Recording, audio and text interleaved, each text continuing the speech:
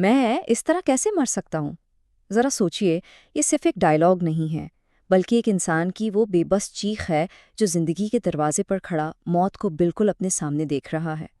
ہمراہی کی کس صلح کے اس تجزیے کا آغاز ہم اسی چبھتے ہوئے سوال سے کریں گے، کیونکہ سچ پوچھیں تو یہی اس پوری کہانی کا اصل جذباتی مرکز ہے۔ تو چلیے اس ڈرامائی کشمکش کی گہرائی میں اترتے ہیں۔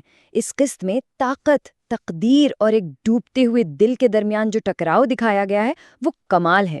ہم دیکھیں گے کہ کیسے انسان کی ہر ممکن کوشش، ہر چاہت بس قدرت اور بائیولوجی کے سامنے آ کر بالکل بے بس ہو جاتی ہے۔ کہانی کا پہلا حصہ ایک عارضی رومانس کے گرد گھومتا ہے، جہاں کردار خوشی کا ایک بہت ہی کمزور سا دکھاوا کرنے کی اور حالات کو نارمل رکھنے کی شدت سے کوشش کر رہے ہیں۔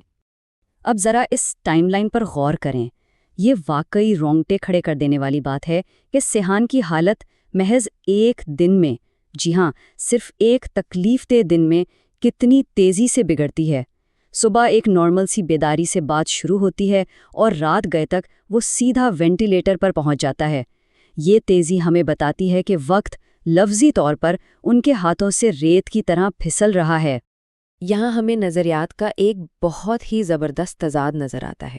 ایک طرف ایلف اور چندا ہیں جن کی امیدیں ٹوٹنے کا نام ہی نہیں لے رہیں، جو بس کسی معجزے کی راہ تک رہی ہیں، لیکن دوسری طرف سیحان خود ہے جس نے اندھیرے اور موت کی اس تلخ حقیقت کو کافی حد تک قبول کر لیا ہے۔ اسے پتا ہے کہ اب صرف دعائیں اس کے ڈوبتے ہوئے دل کو دھڑکنا نہیں سکھا سکتی۔ اپنی ڈیٹ کے دوران ایلف بڑی معصومیت سے سیحان کے بڑھاپے کا تصور کرتی ہے۔ وہ کہتی ہے کہ تم بوڑھے ہو کر کیسے لگو گے، وہ کالی سفید داڑھی کے ساتھ۔ لیکن سچ تو یہ ہے کہ یہ لمحہ جتنا رومانوی ہے اس سے کہیں زیادہ دل خراش ہے، کیونکہ ہم سب جانتے ہیں کہ سیحان وہ مستقبل شاید کبھی دیکھ ہی نہ پائے۔ ان کی اس نئی محبت پر ایک بہت بڑا المیہ سایہ فگن ہے۔ اور پھر کہانی رومانس سے نکل کر سیدھا سرد اور تلخ حقیقت کی طرف مڑتی ہے، ایک ہولناک تشخیص کے ساتھ۔ سیحان کا جسم اب جواب دے رہا ہے اور وہ ان علامتوں کو مزید جھٹلا نہیں سکتا۔ سینے پر ایک جان لیوا بوجھ، کندھوں کا بھاری ہونا اور سانس کا یوں اکھڑنا، یہ سب اسے بتا رہا ہے کہ اندر ہی اندر کچھ بہت تیزی سے ٹوٹ رہا ہے۔ اسی لیے وہ جھوٹی تسلیوں کے بجائے سیدھا ہسپتال کا رخ کرتا ہے تاکہ سچائی جان سکے۔ ہسپتال میں ڈاکٹر سالار کی تشخیص سب کچھ بدل کر رکھ دیتی ہے۔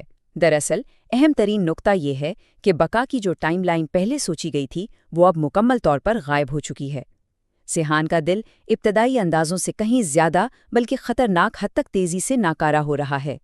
اب ہارٹ ٹرانسپلانٹ یعنی دل کی پیوند کاری ہی واحد آپشن بچا ہے۔ لیکن یہاں ایک بہت بڑی رکاوٹ ہے۔ ڈاکٹرز بھی بالکل بے بس ہو چکے ہیں اور اس کی وجہ ہے سیحان کا نایاب بلڈ گروپ۔ یہ کوئی معمولی بات نہیں ہے، یہ ایک ایسی شدید حیاتیاتی مجبوری ہے جس نے ڈونر تلاش کرنے کو تقریباً ناممکن بنا دیا ہے۔ یہ محض ایک میڈیکل فیکٹ نہیں رہا، بلکہ اب یہ سیحان کی موت کا پروانہ بنتا جا رہا ہے۔ اب آتے ہیں قسط کے سب سے طاقتور اور گہرے تھیم کی طرف، یعنی طاقت کا وہم اور ہمارے کنٹرول کی اصل حدیں۔ ذرا اس منظر کو یاد کریں جب ایلف پوری جرت کے ساتھ غازی یوسف یعنی سیحان کے والد کے سامنے کھڑی ہوتی ہے۔ وہ ان سے گڑ گڑا کر اس جرائم کی دنیا کو چھوڑنے کی منت کرتی ہے۔ ایلف کو لگتا ہے کہ غازی کے انہی کالے اعمال کی سزا دراصل ان کے خاندان کو مل رہی ہے، اور شاید اگر وہ لوگوں کے موت کے پروانوں پر دستخط کرنا بند کر دیں تو سیحان بچ جائے۔ اس کہانی کا سب سے بڑا ڈرامائی المیہ یہی تو ہے۔ ذرا غور کیجیے، ایک طرف غازی یوسف کی وہ خوفناک طاقت ہے جس سے وہ پورے قانون اور نظام کو کنٹرول کرتا ہے، جو چاہے کر سکتا ہے، لیکن دوسری طرف وہ بائیولوجی اور قدرت کے سامنے اس قدر بے بس ہے کہ اپنی بے پناہ دولت اور اثر و رسوخ کے باوجود وہ اپنے ہی بیٹے کے لیے ایک دھڑکتا ہوا دل نہیں خرید سکتا۔ غازی کا جرائم کی دنیا کو ایک دلدل کہنا کتنا طاقتور استعارہ ہے۔ وہ مانتا ہے کہ جب آپ اس نظام سے نکلنے کی کوشش کرتے ہیں تو یہ آپ کو ٹخنوں سے جکڑ کر مزید گہرائی میں کھینچ لیتا ہے۔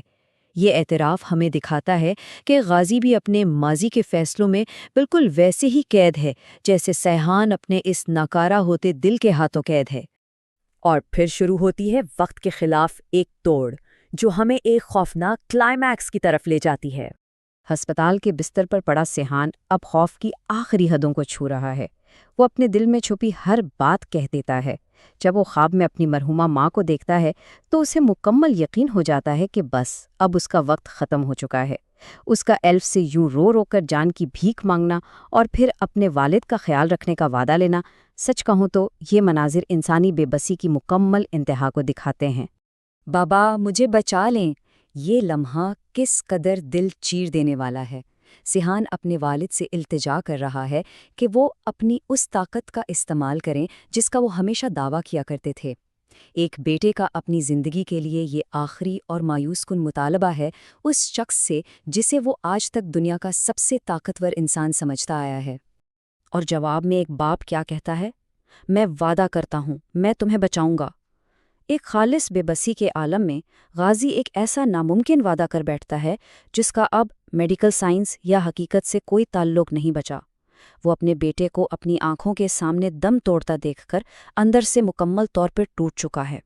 دراصل جب انسان کے پاس کچھ نہیں بچتا تو وہ صرف ایسے ہی وعدوں کا سہارا لیتا ہے۔ لیکن دوسری طرف میڈیکل سائنس کی سرد حقیقت ہے۔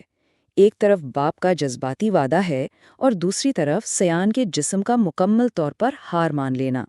دل کام کرنا بند کر دیتا ہے، سیان ہوش کھو بیٹھتا ہے اور ڈاکٹرز فوراً اسے زندہ رکھنے کے لیے مشینوں پر یعنی وینٹیلیٹر پر منتقل کر دیتے ہیں۔ اور اب جب وہ مشین سیحان کے لیے سانس لے رہی ہے تو ہمارے ذہنوں میں یہ بہت بڑا سوال ابھرتا ہے، کیا دنیاوی طاقت، بے پناہ دولت اور رتبہ کبھی بائیولوجی اور تقدیر کو مات دے سکتے ہیں؟ ہم نے اس پورے تجزیے میں دیکھا کہ کیسے ایک طرف امید ہے اور دوسری طرف اٹل حقیقت۔ کیا کوئی معجزہ اس یقینی انجام کو ٹال پائے گا یا پھر قدرت اپنا فیصلہ سنا چکی ہے؟ یہی وہ سوال ہے جو ہمیں گہری سوچ میں مبتلا کر دیتا ہے اور اگلی قسط کے لیے بے چین چھوڑ دیتا ہے۔